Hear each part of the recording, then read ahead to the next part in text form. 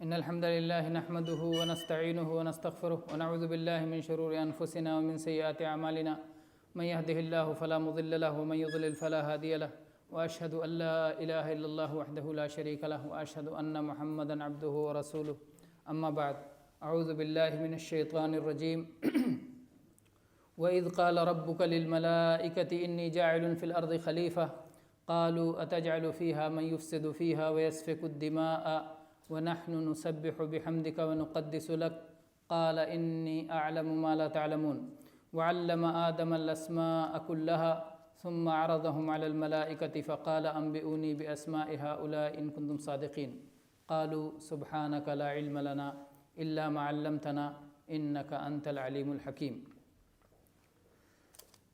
یہ سورہ بقرہ کی آیت نمبر 30، 31 اور 32 تین آیتیں ہیں سورہ بقرہ کی۔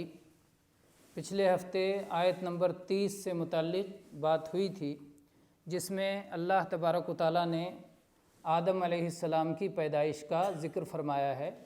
اللہ تعالیٰ نے کہا کہ اس وقت کو یاد کیجئے جب آپ کے رب نے فرشتوں سے کہا کہ میں زمین میں ایک خلیفہ بنانے جا رہا ہوں۔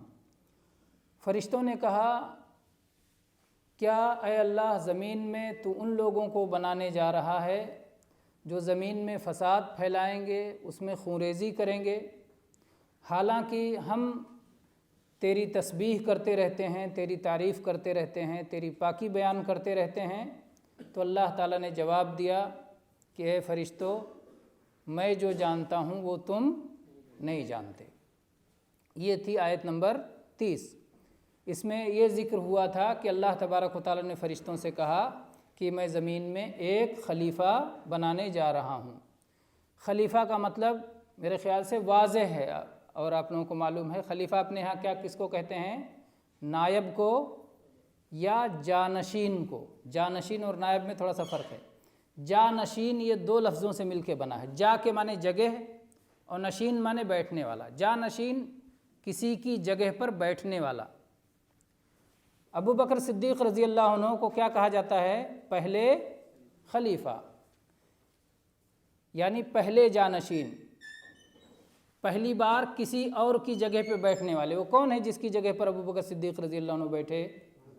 محمد الرسول اللہ صلی اللہ علیہ وسلم کی جگہ پر وہ بیٹھے، تو اس لیے انہیں خلیفہ کہا جاتا ہے۔ وہ اللہ کے رسول کے خلیفہ ہیں، خلیفۃ رسول اللہ، رسول اللہ صلی اللہ علیہ وسلم کے خلیفہ، رسول اللہ صلی اللہ علیہ وسلم کی جگہ پر بیٹھنے والے، ان کے قائم مقام آپ کی وفات کے بعد۔ اور اس کے بعد جو آئے عمر فاروق رضی اللہ عنہ، ان کو خلیفہ دوم یا خلیفت رسول اللہ، رسول اللہ صلی اللہ علیہ وسلم کے خلیفہ کے خلیفہ۔ تو خلیفہ کہتے ہیں کسی کی جگہ لینے والا۔ کیا اللہ تعالیٰ نے جب یہ فرمایا کہ میں آدم کو خلیفہ بنا رہا ہوں تو کس کی جگہ پر؟ بعض لوگ کہتے ہیں اللہ کا خلیفہ۔ یہ بات صحیح نہیں ہے، کیونکہ خلیفہ اس کی جگہ پہ آتا ہے جو غائب ہو یا مر جائے، اپنی جگہ خالی کر دے۔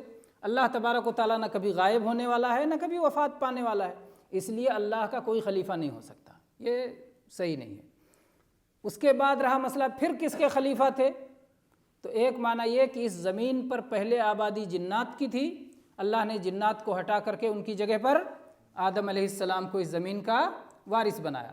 تیسرا معنی خلیفہ کا یہ ہوتا ہے کہ یہ ایسی مخلوق ہوگی جو ایک کے بعد ایک آتی جاتی رہے گی۔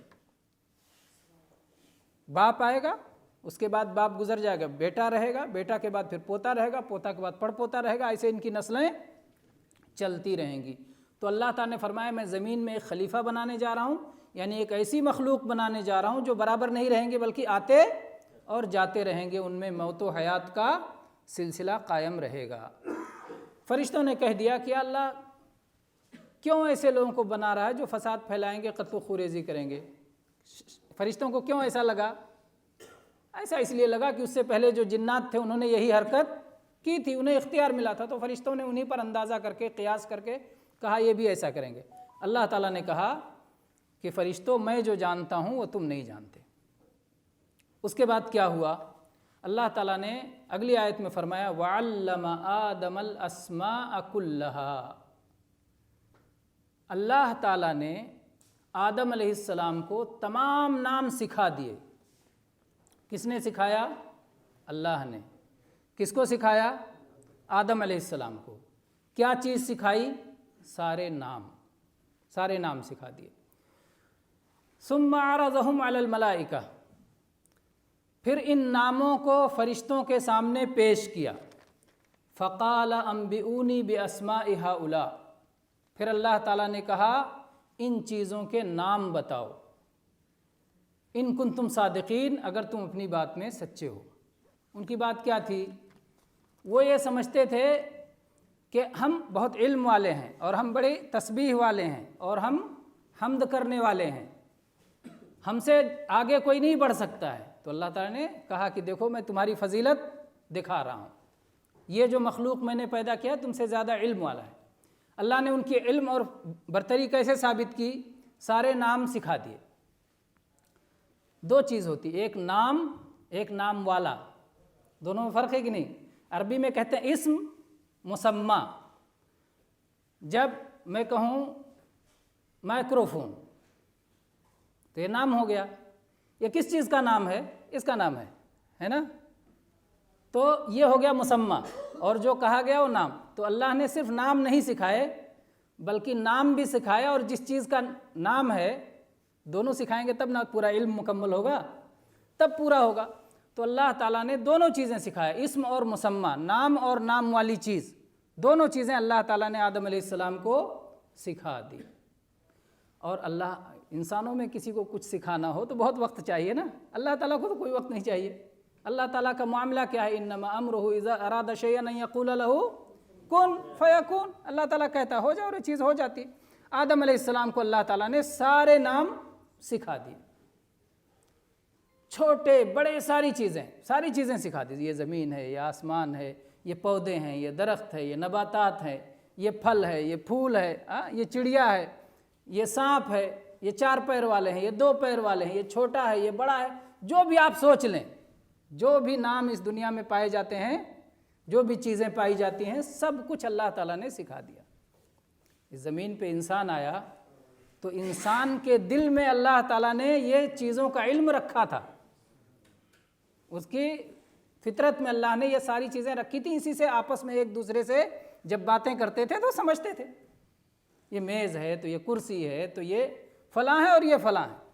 تو اس طرح سے یہ علم ابتداءً اللہ تعالیٰ نے آدم علیہ السلام اور ان کی اولاد میں رکھ دیا ہے۔ یہ علم وہبی ہے، اللہ کا عطا کیا ہوا علم ہے۔ ایسا نہیں ہے کہ جب لوگ پیدا ہوئے پھر اس کے بعد لوگوں نے آپس میں طے کر کے نام بنا لیا، پھر اس کے بعد آپس میں طے کر کے زبان بنا لیا اور پھر کہا یہ اسے کہیں گے تو ایسا سمجھنا، یہ سب کچھ میٹنگ کر کے طے کرنے کی ضرورت نہیں پڑی ہے، اللہ تعالیٰ نے سکھا دیا سب، یہ اللہ تعالیٰ کی تعلیم کا نتیجہ ہے۔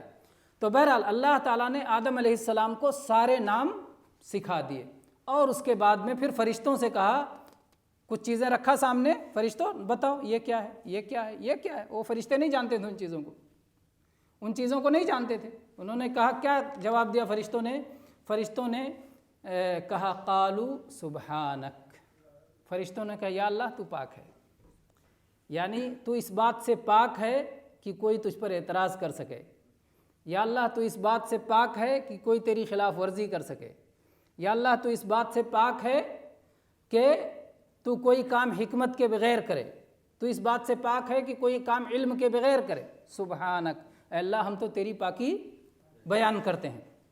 قالوا سبحانک لا علم لنا، ہمارے پاس علم نہیں ہے، انکار، اپنی عاجزی اعتراف کر لیا، اپنی عاجزی کا، کہ ہمیں ان چیزوں کا علم نہیں ہے۔ لا علم لنا الا ما علمتنا، ہاں اتنا علم ہے یا اللہ جو تو اپنے فضل و کرم سے ہمیں سکھا دیتا ہے، تو نے جو سکھایا اتنا ہی جانتے ہیں، اس سے زیادہ نہیں جانتے۔ تو اللہ کے فضل و کرم کا اعتراف بھی کیا اور اپنی کم علمی کا بھی اعتراف کر لیا، اور بتا دیا کہ ہم سب نہیں جانتے۔ اللہ تبارک و تعالیٰ نے آدم علیہ السلام کی فضیلت ظاہر کرنے سے پہلے کیا کیا کہ پہلے ان کی عاجزی ظاہر کر دی فرشتوں کی۔ اگر ڈائریکٹ آدم علیہ السلام سے پوچھ کر کے کہ آدم صاحب نام بتاتے جاؤ، بعد میں فرشتوں سے کہا جاتا تو کہتے ہم سے پوچھتے تو ہم بھی بتا دیتے، ہے نا، لیکن اللہ تبارک و تعالیٰ نے ایسا نہیں کیا۔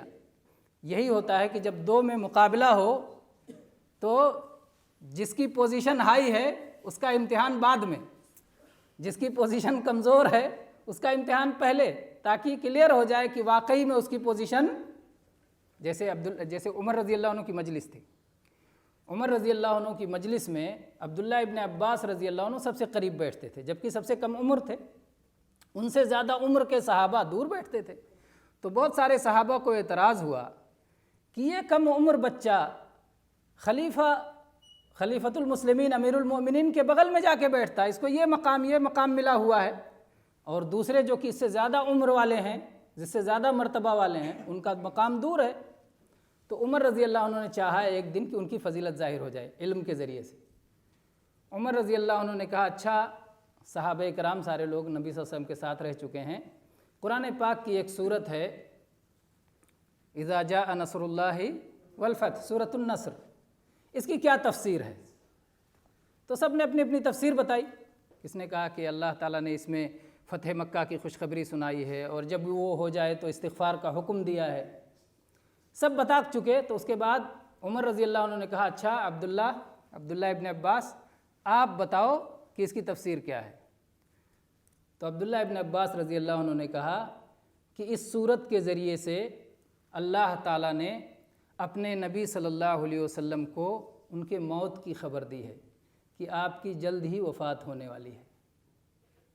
اس صورت میں کہیں نہیں ایسا لکھا ہے، یہ فہم ہے صورت کا، یہ صورت کی تفسیر ہے جو رسول اللہ صلی اللہ علیہ وسلم کے خصوصی طور پر بتانے سے، یا اس دعا کا نتیجہ ہے جو اللہ کے نبی صلی اللہ علیہ وسلم نے عبداللہ ابن عباس رضی اللہ عنہ کے لیے خصوصی دعا کی تھی۔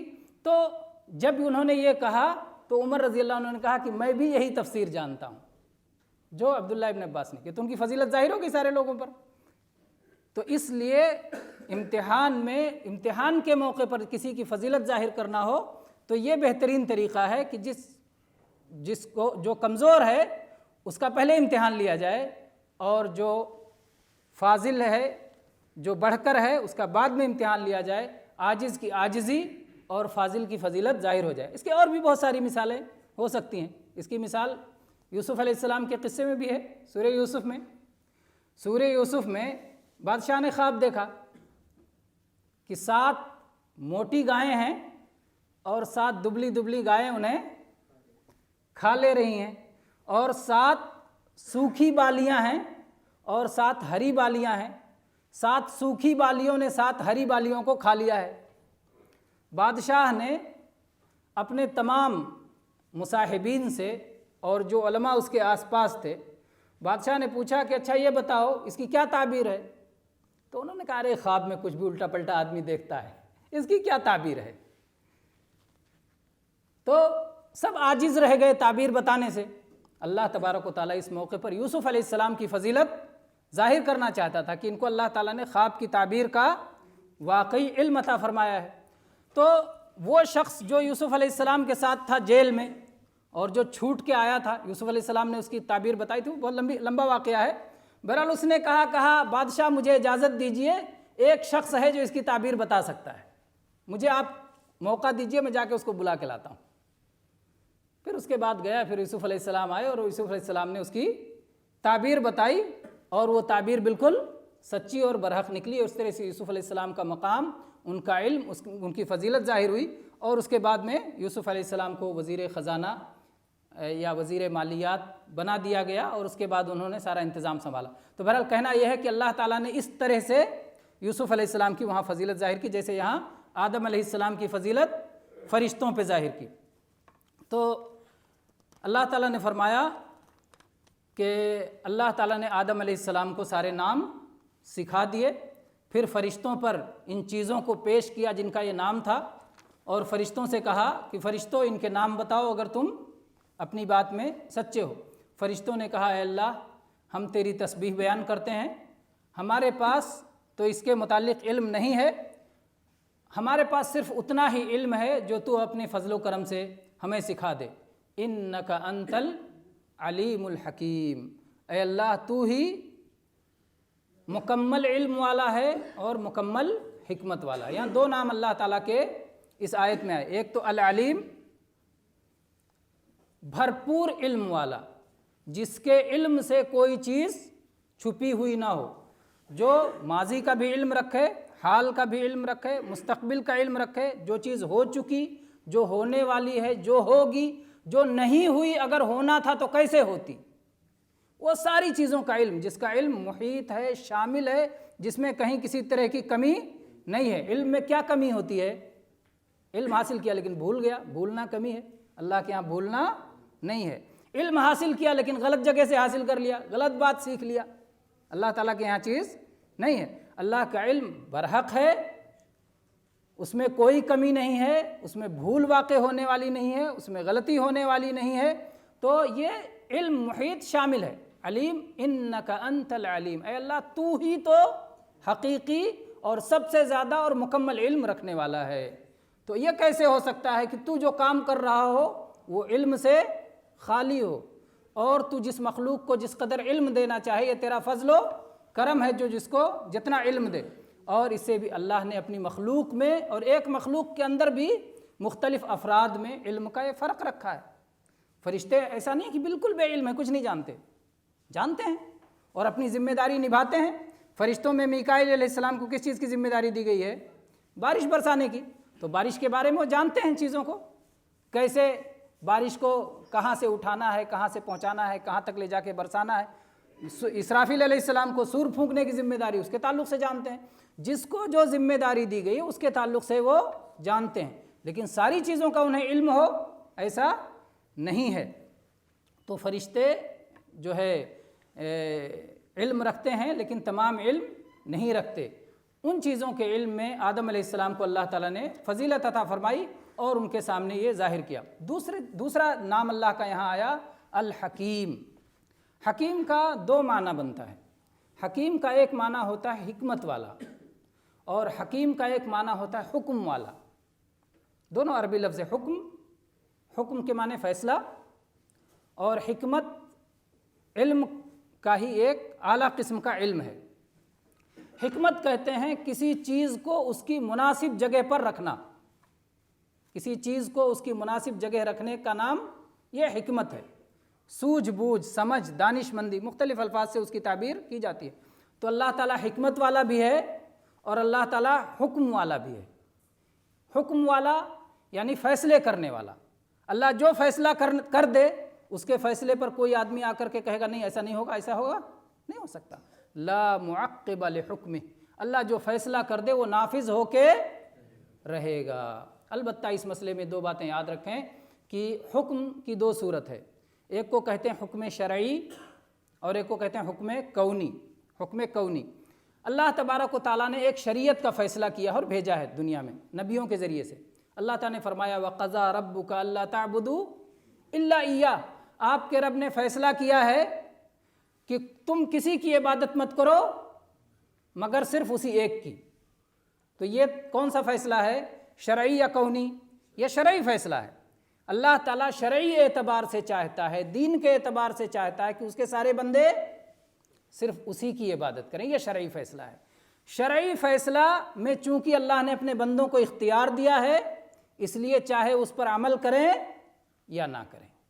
تو یہ چونکہ اللہ کی طرف سے ہی اختیار ہے اس لیے شرعی فیصلے میں ممکن ہے کوئی عمل کر رہا ہو اور کوئی عمل نہ کر رہا ہو. لیکن دوسرا فیصلہ ہے کونی فیصلہ، جو اس کائنات کے چلانے کے لیے اللہ تبارک و تعالیٰ کے احکام ہیں اور فیصلے ہیں. اس میں جب اللہ نے فیصلہ کر دیا تو اسے ہو کے ہی رہنا ہے. جیسے ہماری بندگی کا معاملہ ہے، ہم سب اللہ کے بندے ہیں. اللہ تعالیٰ نے فرمایا ان کل من فی السماوات والارض الا آتی الرحمن عبدا، زمینوں میں آسمانوں میں جو کچھ ہیں سب کو اللہ کے پاس بندہ بن کے آنا ہے. سب اللہ کے بندے ہیں، سب اللہ کے بندے ہیں. لیکن اس بندگی میں ایک وہ بندگی ہے جس میں اللہ نے ہمیں اختیار دیا رکھا ہے اور اسی پر اجر ثواب یا پھر عذاب ہے، سزا ہے یا پھر انعام ہے. وہ شرعی بندگی ہے کہ اگر کوئی بندہ توحید کو اختیار کرتا ہے، ایمان کو اختیار کرتا ہے، کفر کو چھوڑتا ہے، شرک کو چھوڑتا ہے تو اللہ اس پر انعام دیتا ہے. یہ اختیار میں ہے بندے کے. تو یہ ہے بندگی جو ہے شرعی، اور ایک بندگی کونی ہے کائنات کے طور پہ۔ اللہ نے حکم دیا ہے کہ تم کو آنکھوں سے دیکھنا ہے۔ اب کوئی چاہے کہ نہیں زبان سے دیکھ لے تو ہو سکتا ہے، زبان سے چکھنا ہے تو کوئی چاہے کہ کانوں سے چکھ لے تو ممکن ہے، پیروں سے چلنا ہے، دل کو دھڑکنا ہے، کانوں سے سننا ہے، مختلف جس کو جو کام لگا دیے، چمڑے کے ذریعے ٹھنڈی یا گرمی محسوس کرنا ہے۔ تو یہ سب میں یہ اللہ تبارک و تعالیٰ نے کائنات کونی اعتبار سے ہم کو بندہ بنایا، اپنا بندہ بنایا۔ تو اس بندگی میں کوئی آدمی چاہے کہ اس فیصلے کے خلاف ہو جائے، یہ فیصلہ کونیہ ہے، اللہ کا قضاء کونی۔ تو اللہ کا فیصلہ شرعی بھی ہے اور کونی بھی ہے۔ شرعی فیصلہ میں ہو سکتا ہے کوئی عمل کرے کوئی نہ عمل کرے، لیکن جو کائنات میں اللہ تعالیٰ فیصلہ کر دیتا ہے وہ فیصلہ ٹل نہیں سکتا۔ لا معقب لحکمہ ولا راد لقضائہ۔ تو اللہ تعالیٰ کا ایک نام کیا ہے؟ الحکیم، حکم والا، کہ جو حکم دے دیا، جو فیصلہ کر دیا اس کے ہونا ہی ہونا ہے۔ اور دوسرا ایک ہی وہ حکمت والا ہے، اور اس کا کوئی بھی عمل حکمت سے خالی نہیں ہے۔ تو جب اس نے آدم علیہ السلام کو پیدا کیا، آدم علیہ السلام کی اولاد کو پیدا کیا، تو اگرچہ ان کے یہاں بعض لوگ ایسے پیدا ہوں گے جو فساد کریں گے، جو خونریزی کریں گے، جو گناہ کریں گے، جو انبیاء کی خلاف ورزی کریں گے، لیکن ساتھ میں ایسے بھی لوگ پیدا ہوں گے جن کی وجہ سے بہت سارا خیر اس دنیا میں ہوگا۔ انبیاء پیدا ہوں گے، رسول پیدا ہوں گے، اولیاء پیدا ہوں گے، صالحین پیدا ہوں گے، اللہ کے نیک بندے پیدا ہوں گے، تو اس کی وجہ سے اس زمین میں خیر بھی بہت زیادہ عام ہوگا۔ تو اللہ تعالیٰ کی حکمتیں ہیں جو کہ ظاہر ہوں گی، اور اس موقع پر آگے کی آیت میں جب ہم پڑھتے ہیں تو وہ چیز بھی معلوم ہو جاتی ہے جو اللہ تعالیٰ نے کہا کہ ابھی کچھ راز ہیں جو کھلنے والے ہیں۔ اس کی وجہ سے آدم علیہ السلام کے پیدا کرنے کی وجہ سے جو کچھ چھپا ہوا ہے وہ بھی کھل جائے گا، اور جو کھل گیا وہ تو کھلا ہی ہے۔ آیت میں اللہ تبارک و تعالیٰ نے فرمایا، فرشتوں نے یہاں پر اس سے کیا معلوم ہوتا؟ فرشتوں نے کہا اے اللہ ہم تیری پاکی بیان کرتے ہیں، ہمارے پاس کوئی علم نہیں، جتنا تو نے اپنے فضل و کرم سے سکھا دیا اتنا ہی ہمارے پاس علم ہے، علم و حکمت والا مکمل طور پر اے اللہ تو ہے۔ اس سے معلوم ہوتا ہے کہ فرشتے کتنے نیک ہیں، جو کہ اپنی غلطی کا فوراً اعتراف کرتے ہیں، اور یہ کہ اللہ تبارک و تعالیٰ کی تعظیم ان کے دل میں کس قدر ہے کہ فوراً اللہ کی تسبیح کے لیے آگے بڑھ کر کے اللہ کی تسبیح وہ کرتے ہیں۔ پھر اللہ تعالیٰ نے فرمایا قال یا آدم انبئہم باسمائہم، فرشتے نہیں بتا سکے، اللہ تعالیٰ نے کہا آدم اب ان کے نام آپ بتاؤ، آدم علیہ السلام آپ ان کے نام بتاؤ۔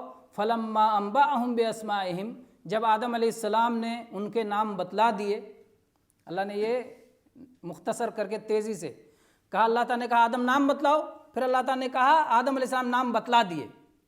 جب بتلا دیے یعنی بتلانے کو بیچ میں سے بیان نہیں کیا گیا، بعض چیزیں بیان کے بغیر سمجھ میں آ جاتی ہیں، یہ طریقہ کلام ہے، اختصار۔ تو اللہ تعالیٰ نے فرمایا فلما انبأہم باسمائہم، جب آدم علیہ السلام نے ان چیزوں کے نام بتا دیے، قال الم اقل لکم، اللہ تعالیٰ نے فرمایا اے فرشتوں کیا میں نے تم سے کہا نہیں تھا، انی اعلم غیب السماوات والارض، میں آسمان و زمین کے غیب کو جانتا ہوں۔ آسمان و زمین میں جو چیزیں نظر نہیں آتی، جو چیزیں اوجھل ہیں، جو چیزیں غائب ہیں، ان کو میں جانتا ہوں۔ اللہ تعالیٰ نے یہ نہیں کہا جو حاضر ہیں سامنے ہیں ان کو بھی جانتا ہوں۔ تو جو غائب جانے گا وہ تو حاضر کو بدرجہ اولا جانے گا، ضرور جانے گا۔ تو اللہ نے کہا میں آسمانوں اور زمینوں کے غیب کو جانتا ہوں۔ وَأَعْلَمُ مَا تُبْدُونَ وَمَا كُنْتُمْ تَكْتُمُونَ، اور میں وہ بات بھی جانتا ہوں جسے تم ظاہر کرتے ہو، اور وہ بھی بات جانتا ہوں جسے تم چھپاتے ہو۔ فرشتوں نے کیا ظاہر کیا تھا؟ ظاہر کیا تھا کہ یا اللہ کیوں ایسے لوگوں کو پیدا کر رہا ہے جو فساد پھیلائیں گے، جو خونریزی کریں گے، انہوں نے ظاہر کیا تھا، اللہ کو معلوم ہے۔ اور جو انہوں نے چھپایا تھا، تو اس میں اہل علم کہتے ہیں کہ انہوں نے مطلب جو ان کے درمیان ایک تھا جو چھپا رہا تھا، ابلیس، اس کے بارے میں ہے کہ جو اس کے اندر حسد چھپا ہوا تھا، جو اس کے اندر تکبر چھپا ہوا تھا، تو اس کے بارے میں یہ کہا گیا ہے کہ وہ ابلیس جو کچھ چھپا رہا ہے وہ بھی اللہ تعالیٰ جانتا ہے، اور وہ بھی ابھی ظاہر ہوگا۔ اللہ سب جانتا ہے، اور اللہ تعالیٰ اسے وہ ظاہر کرنا چاہتا تھا۔ اور بعض تفسیر یہ بھی کی گئی ہے کہ فرشتوں نے سوچا تھا کہ ہم کو اللہ تعالیٰ نے اس طرح معصوم بنایا ہے، اور ہمیں اس طرح نیک بنایا ہے، اور ہمیں اتنی طاقت دی ہے، اب شاید کوئی ایسی اور آگے مخلوق نہ آئے، جو بھی مخلوق آئے ہمارے جو ہے ہم سے کمتر ہوگی، یہ فرشتے سوچ رہے تھے، لیکن اللہ تعالیٰ نے کہا نہیں، وہ جو تم سوچ رہے ہو وہ صحیح نہیں، وہ میں جانتا ہوں، اس مخلوق کو میں نے اگرچہ معصوم نہیں بنایا ہے لیکن اس میں بھی بہت سارا خیر رکھا ہے اور بہت ساری فضیلت رکھی ہے۔ مخلوقات اللہ تعالیٰ کی اس معاملے میں 4 طرح سے ہیں۔ ایک وہ مخلوق جو مخلوق ہے، مکلف ہے، یعنی اس کو اللہ نے ذمہ داری دی ہے کچھ کرنے کی، اور ساتھ میں معصوم بھی ہے کہ اس ذمہ داری میں کسی قسم کی غلطی کرنے والی نہیں ہے۔ یہ کون ہے؟ فرشتے ہیں۔ اللہ نے انہیں مکلف بنایا ہے اور معصوم بھی بنایا ہے۔ اس کے مقابلے میں ایک مخلوق ہے جو مکلف نہیں ہے، جس کو کوئی ذمہ داری نہیں دی گئی ہے، اور وہ معصوم بھی نہیں ہے، معصوم بھی نہیں ہے، اسے غلطیاں بھی ہو سکتی ہیں، یعنی شرعی طور پر کوئی ذمہ داری نہیں دی گئی، جیسے عام مخلوقات ہیں، پودے ہیں، ان کو جس کام پہ لگا دیا گیا اسی کے لیے ہیں، مچھلیاں ہیں، جانور ہیں، حیوانات ہیں، نباتات، جمادات ہیں، یہ سب ہیں، تو اللہ نے ان کو مکلف نہیں بنایا، شرعی ذمہ داری نہیں دی ہے، اور ان کو معصوم بھی نہیں بنایا ہے۔ اور اس کے بعد 2 مخلوق ایسی ہیں جو مکلف بھی ہیں اور معصوم بھی نہیں ہیں۔ وہ کون کون ہیں؟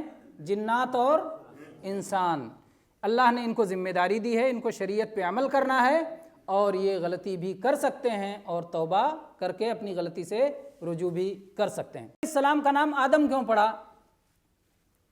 اس کا 2 معنی اہل علم نے بیان کیا ہے۔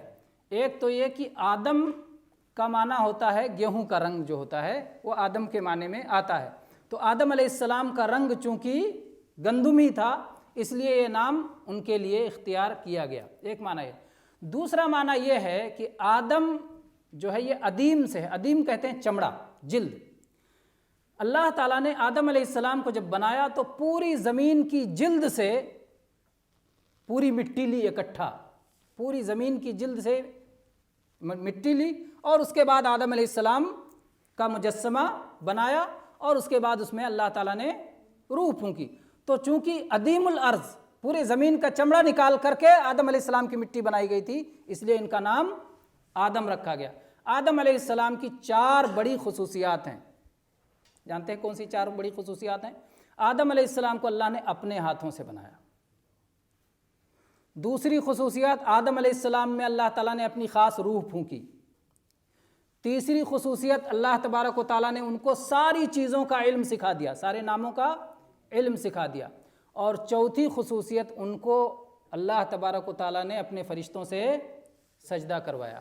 یہ اس حدیث میں ذکر ہے جس میں اللہ کے نبی کریم صلی اللہ علیہ وسلم نے میدان محشر کا نقشہ کھینچا ہے، حدیث شفاعت، بہت مشہور حدیث ہے، حدیث شفاعت، کہ جب میدان محشر میں سارے لوگ اکٹھا ہوں گے اور حساب و کتاب میں تاخیر سے پریشان ہوں گے، سورج بالکل قریب ہوگا اور حالت جو ہے بہت بگڑی ہوئی ہوگی، اور اللہ تعالیٰ سخت غصے میں ہوگا، تو لوگ آدم علیہ السلام کے پاس جائیں گے اور کہیں گے کہ اے آدم، آپ ہم سب کے باپ ہیں، ابو البشر، انسانوں کے باپ ہیں، اللہ تعالیٰ نے آپ کو اپنے ہاتھوں سے پیدا کیا، اللہ تبارک و تعالیٰ نے آپ کو فرشتوں سے سجدہ کروایا، آپ کے اندر اپنی روح پھونکی، اور آپ کو ساری چیزوں کے ناموں کا علم عطا فرمایا، آج آپ اللہ تعالیٰ سے ہمارے لیے سفارش کیجئے۔ تو یہ ساری خصوصیات کا ذکر اس حدیث میں آدم علیہ السلام سے متعلق موجود ہے۔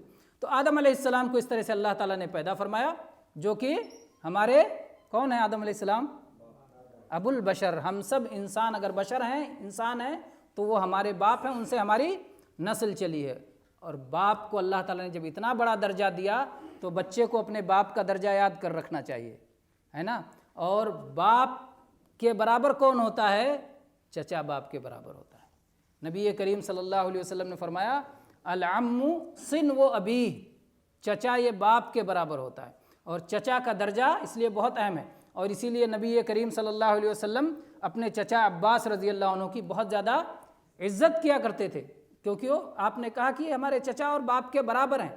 اور اسی طرح سے عمر رضی اللہ عنہ نے کہا کہ اللہ کی قسم میرا باپ خطاب، عمر بن خطاب، عمر رضی اللہ عنہ نے کہا میرا باپ خطاب مسلمان ہو، اس سے زیادہ مجھے اس بات پہ خوشی ہوئی کہ عباس رضی اللہ عنہ مسلمان ہو گئے، کیونکہ ان کا مسلمان ہونا نبی کریم صلی اللہ علیہ وسلم کو زیادہ پسند تھا، کیونکہ وہ آپ کے باپ کے برابر تھے، نبی کریم صلی اللہ علیہ وسلم کے باپ کے برابر اور چچا کے برابر، اس سے باپ کا درجہ اور باپ کا مقام ظاہر ہوتا ہے، تو اسے بھی ہمیں سمجھنا چاہیے۔ تو ان آیات میں بہت سارے فوائد ہیں، اللہ تبارک و تعالیٰ ان آیات کو ہمیں اچھی طرح سے سمجھنے اور اس کو اپنی زندگیوں میں برتنے اور اس سے فائدہ اٹھانے کی توفیق عطا فرمائے۔ آمین۔ وآخر دعوانا ان الحمد للہ رب العالمین وصلی اللہ علی نبینا وسلم۔